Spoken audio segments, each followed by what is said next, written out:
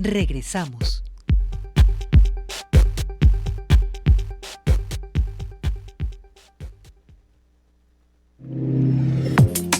Seguimos a Cosa Pública 2.0 aquí en Radio Universidad de Guadalajara y vamos a la línea telefónica para saludar y agradecer enormemente a Temoris Greco. Él es colega periodista, enfocado, documentalista también, escritor, pero en muchas ocasiones ha dedicado su trabajo a reportear conflictos internacionales, entre otros el que se vive en Medio Oriente, específicamente entre el pueblo palestino y la ocupación del Estado de Israel, y en varias ocasiones ha estado reporteando directamente desde allá, y justo al comenzar fase de este largo conflicto a partir del ataque de Hamás el 7 de octubre a población civil de Israel y la respuesta brutal, desproporcionada de Israel.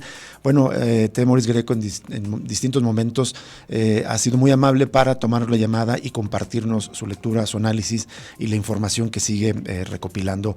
Temoris, ¿cómo estás? Muy buenas tardes. Gracias por atender esta llamada. Rubén, ¿cómo estás? Buenas tardes. Muchísimas gracias. Teníamos mucho interés en conversar contigo ahora que se cumplieron el pasado sábado medio año ya de la respuesta, yo digo brutal y desproporcionada, ya verás tú cómo la consideras, del ejército de Israel, del Estado de Israel, especialmente a la población civil en Gaza. El Centro Palestino de Información habla ya de más de 33,000 palestinos asesinados y 75,000 heridos. Estas son las cifras que se conocen hasta este momento, pero muchos de ellos niños y mujeres, digamos, en el saldo de pérdida de vidas humanas, pero la destrucción también es brutal. ¿Cuál es el panorama que hay en Gaza en este momento, en términos generales, después de la respuesta de Israel, Temoris? Pues mira, ¿cómo se puede describir una situación como la que se está viviendo en Gaza? O sea, son familias, imagínate, familias que están hechas pedazos. Los palestinos son muy gregarios, las familias suelen vivir juntas, las familias extendidas, en un edificio de 4 pisos pueden vivir los bisabuelos, los abuelos, los primos, los tíos, el segundo, tercer grado. Y cuando hay un ataque, un bombazo que destruye el edificio, gran parte de las familias completas desaparece. Peor, ¿no? Que quedan atrapados bajo los escombros y no los pueden sacar. Claro. El terror que se vive es tremendo. Médicos Sin Fronteras, que es esta organización que va a cualquier país del mundo en donde haya una situación de emergencia a ayudar, que no tiene una ideología, solamente su objetivo es ayudar a la gente que necesita atención médica. Acuñó en el mes de noviembre un nuevo acrónimo que en inglés es WCS, y luego la otra se me está yendo, pero que significa en español niño herido sin familia superviviente. Eso ya son niños, miles de niños que requieren ayuda urgente, que están heridos, que a veces pueden haber sido rescatados de entre los escombros donde murieron sus padres, sus tíos, toda la persona que ellos conocían, y que han sufrido quemaduras muy graves o han perdido miembros o han perdido la vista, y que no hay nadie. Aunque los rescaten, aunque los curen, y eso de curarlos es relativo, porque nunca, en esas condiciones, nunca vas a quedar claro. Completamente bien. ¿Quién se va a hacer cargo de ellos? ¿Quién se va? Un médico, Ghassan Abu Sita, que estuvo trabajando ahí, dice que esos niños se reconocen porque no hay nadie alrededor de ellos. Es decir, haciendo revuelo. No solamente quedan huérfanos de padres, sino literalmente de cualquier otro familiar que pudiera hacerse responsable de ellos, completamente abandonados, solos. No queda nadie que se preocupe por ellos, y además parte del problema que tiene que resolver Médicos Sin Fronteras y en general quienes proveen atención médica ya es cómo le van a decir al pequeñito o la pequeñita que toda su familia murió. O sea, que pueden ser bebés o pueden ser más grandes, pueden ser de 8 años, pueden ser de 11, 12, pero tú tienes que decirle que todas las personas que él conocía y que lo querían o la querían han muerto. Entonces, es impresionante. Porque, es decir, evidentemente que se está lejos de que se empiecen a procesar todos los traumas y consecuencias emocionales, físicas que está dejando esta guerra contra la población civil.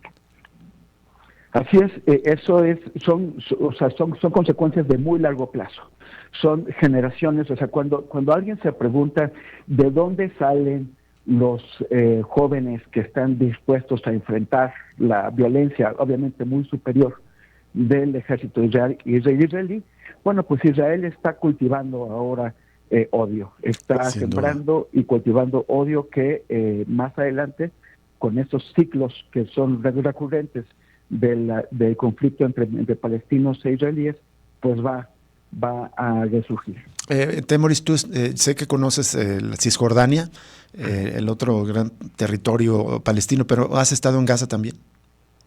Sí, estuve en Gaza en la guerra de 2014. El año pasado, cuando empezó esta guerra, no se podía entrar. Cisjordania, no pude entrar ahí a Gaza porque el ejército israelí prohíbe que la prensa internacional se acerque a Gaza. Pero te preguntaba esto porque el otro aspecto es que la destrucción ya estrictamente física de todas las infraestructuras, que se calcula que el 70% de edificios y casas han sido destruidos y más del 50% de toda la infraestructura educativa, gubernamental, sanitaria, de todo tipo. Es decir, si tú vuelves a Gaza, evidentemente no existe esa Gaza que conociste. Sí, yo me quedé en 2014 en un edificio que se llamaba Abu Ghalian. Este edificio era utilizado por agencias de Naciones Unidas, agencias humanitarias de Naciones Unidas, y nos quedábamos en ese edificio porque en la azotea tenía marcados el emblema de las Naciones Unidas. Entonces nosotros esperábamos que, a pesar de que el ejército israelí tiene completamente mapeado Gaza completa, y de que saben exactamente qué hay en dónde, bueno, pues como que nos daba algún tipo de seguridad la idea de que estaba marcado como Naciones Unidas y que no lo iban a destruir. No lo hicieron en aquel momento, pero ahora no ese edificio, sino toda la zona ha sido pues convertida en polvo. Porque, por ejemplo, ahora que en la ciudad de Han Yunis, o sea, en Gaza hay varias ciudades, ¿no? Está la propia ciudad de Gaza, está Han Yunis, está Deir al-Balah, está Rafah, pero el ejército israelí se retiró el día de ayer de Han Yunis, que la acababa de conquistar, pero lo que encontraron los residentes al tratar de regresar a sus casas es que no hay nada reconocible, o sea, no pueden saber dónde estaban sus propiedades. Ya no es que queden ruinas, es que sobre lo que destruyeron las bombas, los israelíes hicieron pasar los bulldozers, y con los bulldozers pues aplanaron todo. Terrible. Entonces ya no hay nada en que ellos puedan usar como referencia para recordar dónde vivían y también dónde pueden haber quedado enterrados sus familiares. Los bulldozers pasaron por encima de ellos. Temoris, tú has sido muy cuidadoso, siempre es riguroso con tu trabajo, pero cuidadoso con las palabras, lo has enfatizado en muchas ocasiones, más en un conflicto tan complejo como este. Pero se puede hablar ya de un genocidio del Estado de Israel en contra de la población civil de Gaza. Sí, este es un tema. Al principio tuve presión de algunos lados porque querían utilizar rápidamente la palabra genocidio. Yo creo que hay que tener mucho cuidado con las palabras, porque utilizarlas sin razón, por ejemplo, llamar a cualquiera fascista o llamar a cualquiera misógino por alguna causa menor, o llamar a cualquier incidente un genocidio, lo que hace es quitarles a las palabras el contenido, es vaciarlas de contenido y quitarles el peso, es vandalizarlas, y al rato ya no importa quién es el verdadero fascista, porque pues a cualquiera ya le llamaron al fascista. Entonces al principio quise evitar el uso de esta palabra hasta que fue pues muy claro los alcances del exterminio que estaba llevando a cabo Israel, y también porque una serie de personas expertas en legislación internacional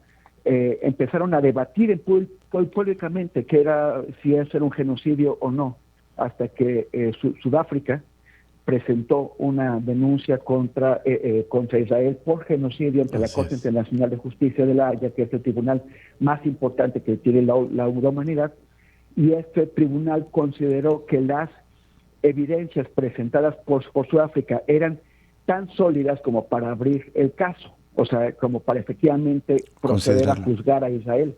No ha llegado a una sentencia, pero sí consideró que había los elementos para pensar que Israel está efectivamente cometiendo un genocidio. Y en estas décadas de conflicto, de ocupación sucesiva pero continua de territorio de Palestina por parte del Estado de Israel, ha habido diversas etapas de intensidad específicamente bélica, de conflicto armado.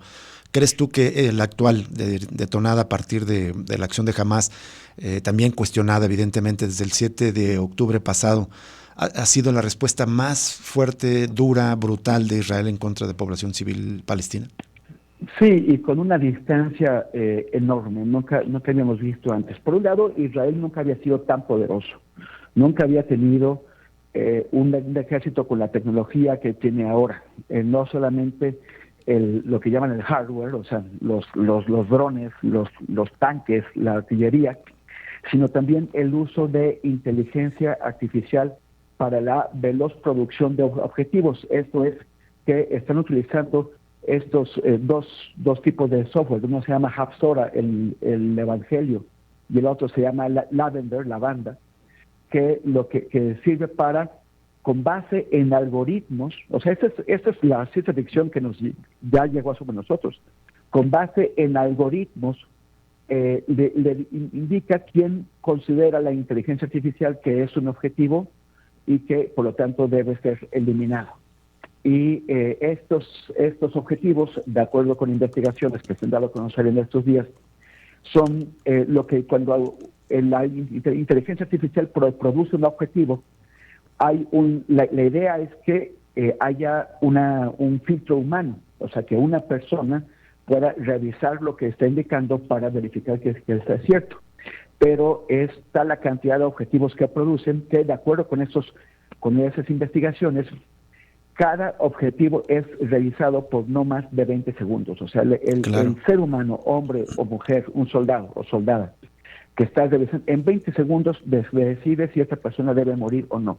Y esas personas, además, vienen con un daño colateral asumido. Ese daño colateral es el número de civiles, el número de inocentes, que se considera como que que es aceptable que mueran al intentar matar a ese objetivo.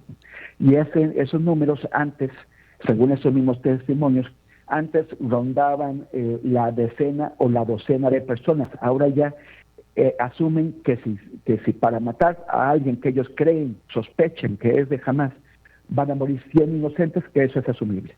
Por eso las bajas civiles son tan altísimas. Varias veces hemos recordado aquí en este programa de Radio Universidad de Guadalajara que quizás uno de los señalamientos y críticas más severas en contra de la brutalidad de las respuestas de Israel son de periodistas de Israel independientes. Yuval Abraham publicó en el sitio más 972 y Localcal un reportaje que se llama Una fábrica de asesinatos en masa, es decir, justamente está describiendo esto que nos estás contando, cómo ya la tecnología y los propósitos y las decisiones políticas ampliaron el rango de bajas. ¿Qué salida finalmente se puede ver? ¿Qué salida pacífica, una salida que deje de estar padeciendo a la población civil de Gaza en lo inmediato? ¿O Temoris Greco lo ves muy difícil? Mira, hay un conjunto de cosas que complican la salida de esto. Una de ellas es que el primer ministro de Israel, Benjamín Netanyahu, él está pasando la historia como el primer ministro que permitió el ataque brutal y cruel de Hamás del 7 de octubre. Y con eso la gente no quiere saber más de él, solamente permite que siga como primer ministro porque no quieren cambiar de caballo a mitad del río, o sea, porque están esperando que acabe la guerra para que se vaya. Y él además tiene 4 casos por fraude pendientes. Entonces, él sabe que si acaba la guerra, se acaba su carrera política y además podría incluso ir a la cárcel. Entonces él tiene un interés directo por eso. Sus aliados son los gente de fanáticos fascistas de extrema derecha, que ellos no quieren oír hablar de paz, ellos quieren acabar de exterminar al pueblo palestino o de expulsarlo de Gaza y también de Cisjordania para anexar todo ese territorio y colonizarlo con judíos. Entonces ellos tampoco tienen, Netanyahu está amenazado por sus aliados de que si él hace concesiones a Hamás, sus aliados van a abandonar el gobierno, él caería su gobierno, acabaría su carrera política y probablemente iría a la cárcel. Entonces, no tienen ellos ninguna prisa en llegar a un acuerdo que permita el fin de esta guerra. Y eso prolonga el sufrimiento, porque además de la pérdida de vidas humanas, los asesinatos, los heridos, los desaparecidos, todavía entre los escombros y la destrucción de la infraestructura patrimonial y física de Gaza, pues están padeciendo hambrunas y enfermedades en este momento, ¿no? Es un cuadro muy, muy difícil. Sí, precisamente la organización Human Rights Watch, que es de derechos humanos, es basada en Estados Unidos, no es palestina ni nada así, acaba de difundir un informe que indica cómo el hambre es utilizada como un arma de guerra por Israel y se está cebando particularmente en niños. Todos los días están muriendo docenas de niños palestinos de hambre y de sed también, porque lo otro es que tampoco permiten el paso de agua y no hay agua en ese lugar. Entonces, las consecuencias son muy graves para la población. Todos estos niños, incluso si ahora se permitiera la entrada de alimentos, muchos de ellos no se recuperarían, van a morir, eso ya es inevitable. Pero por el otro lado, pues tienes el odio.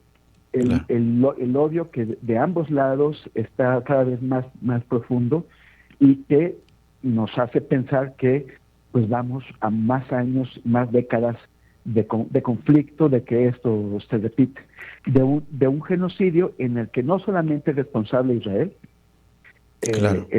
el país que surgió a partir de un genocidio, sino que también son responsables los poderes, las potencias que le dan armas, le dan dinero, le dan cobertura diplomática y política, como es Estados Unidos, Francia, Gran Bretaña, y precisamente ayer fue acusado también ante la Haya Alemania, el país que cometió el genocidio contra el pueblo judío y otros grupos humanos, que cometió el genocidio de 1904 en Namibia contra las poblaciones locales Herero y Nama, y que ahora pues se involucra en un tercer genocidio. Exactamente, y qué lamentable justamente que el Estado de Israel, que se asume naciente a partir del genocidio nazi contra la población judía, ahora lo esté cometiendo contra la población palestina. Temoris Greco, muchísimas gracias por aceptar conversar con nosotros sobre este tema de la mayor importancia en este momento. Muchas gracias, Rubén, te mando un abrazo. Igualmente para ti, Temoris Greco, colega periodista, especialista en estos asuntos, terrible. Vamos a compartirle en nuestras redes sociales un documento del Centro de Información Palestino, donde hace un recuento de la masividad, de la brutalidad de la destrucción, y evidentemente las bajas civiles, los muertos, los heridos y todavía los cuerpos que están ahí en los escombros, bajo los escombros, después de esta terrible destrucción que ya nos describía Temoris Greco. Vamos a una pausa y regresamos para cerrar Cosa Pública 2.0 de este 10 de abril, que por cierto se conmemora el asesinato de Emiliano Zapata, que ocurrió en 1919, el 10 de abril de 1919 en la hacienda de Chinameca. Vamos a la pausa y volvemos.